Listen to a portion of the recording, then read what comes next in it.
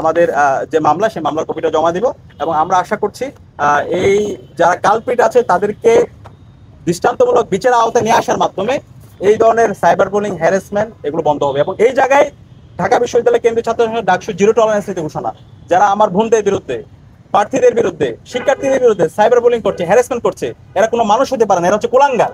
এদের বিরুদ্ধে আমাদের সবাইকে এক হইতে হবে, রাজনৈতিক দল, ছাত্র সংগঠন, সকল শিক্ষার্থী, নাগরিকদেরকে এদের বিরুদ্ধে আমাদেরকে অবস্থান পরিষ্কার করতে হবে। তো এই জায়গায় আমাদের জিরো টলারেন্স, এবং আমরা আশা করছি এদের সবাইকে দৃষ্টান্তমূলক বিচার অবস্থায় নিয়ে আসা হবে। আজকে আমরা সাইবার সাপোর্ট ইউনিটির সাথে একটা ফলপ্রসূ মিটিং করেছি। এর আগে অন্তর্বর্তীকালীন সরকারের প্রধান উপদেষ্টার স্বরাষ্ট্র বিষয়ক যিনি উপদেষ্টা এবং প্রধান উপদেষ্টার বিশেষ সহকারী খুদাবক্স স্যারের সাথে আমরা কথা বলেছি।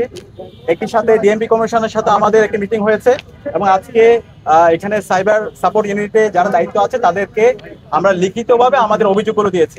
আপনারা দেখতে পাবেন ডাকসু নির্বাচনের আগে এবং ডাকসু নির্বাচন পরবর্তী অব্যাহতভাবে সোশ্যাল মিডিয়ায় কিছু রিয়েল আইডি এবং কিছু ফেক আইডি থেকে এবং পেজ থেকে আমাদের যারা ছাত্রীরা আছে, নারীরা আছে এবং বিশেষ করে যারা নারী অ্যাক্টিভিস্ট আছে এবং ডাকসুতে নির্বাচিত যারা প্রতিনিধি আছে তাদের বিরুদ্ধে অব্যাহত সাইবার বুলিং হচ্ছে, স্লেট শেমিং হচ্ছে, হ্যারাসমেন্ট হচ্ছে, বিভিন্ন ধরনের ফেক ফটো কার্ড দিয়ে অব্যাহতভাবে নোংরা ভাষায় প্রপাগান্ডা হচ্ছে এবং কমেন্ট সেকশনে অব্যাহতভাবে এই পেজগুলো থেকে, আইডি থেকে আমাদের প্রার্থী এবং যারা প্রতিনিধি যারা আছে এবং নারী শিক্ষার্থী যারা আছে এবং বিশেষ করে যারা নির্বাচিত প্রতিনিধি আছে তাদের বিরুদ্ধে ক্রমাগত প্রপাগান্ডা হচ্ছে।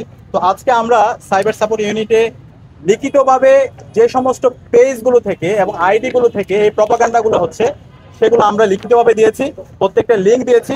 এক্ষেত্রে আমি নামগুলো একটু আপনাদের সামনে, হ্যাঁ আমরা নামগুলো একটু বলছি। একটা হচ্ছে ডাকসু কণ্ঠস্বর, এরপর হচ্ছে আমার ডাকসু, দ্য ন্যাশনালিস্ট ডেটা, বঙ্গগ্রাফ, রৌমারি, কাঠের কেল্লা, এরপর হচ্ছে ডিও ইনসাইডার নামে একটা পেজ আছে যেটা আগের নাম ছিল এক্সপোজ ভয়েস, এর আগে ছিল জিয়া পলিটিক্যাল ইনফরমেশন হাব, বিভিন্ন সময় নাম চেঞ্জ হয়েছে।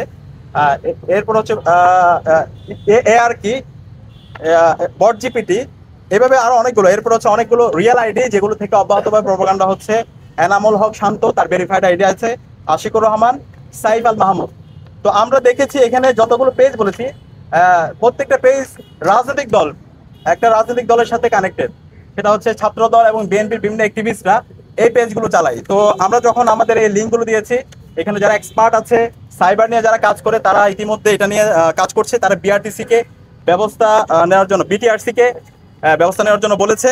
একই সাথে অ্যাক্টিভিটি লগগুলো তারা দেখছে, ফেসবুকের সাথে অফিসিয়ালি যোগাযোগ করেছে, যে পেজগুলোর কথা বলেছে এগুলো অ্যাডমিন ইতিমধ্যে তারা বের করতে পেরেছে এবং খুব দ্রুতই এই অ্যাডমিনদের বিরুদ্ধে যারা এই স্ল্যাট শেমিং, সাইবার বুলিং এবং হ্যারাসমেন্টের সাথে জড়িত আছে তাদের বিরুদ্ধে তারা ব্যবস্থা নেওয়ার ব্যাপারে তারা আশ্বস্ত করেছেন আমাদেরকে।